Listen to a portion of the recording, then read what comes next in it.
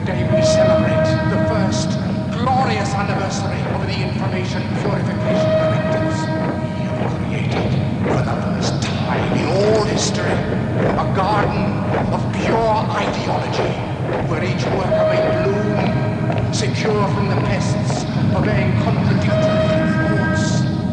Our unification of thoughts is more powerful a weapon than any fleet or army on earth. We are one people, with one will, one resolve, one cause. Our enemies shall talk themselves to death, and we will bury them with their own confusion. We shall prevail.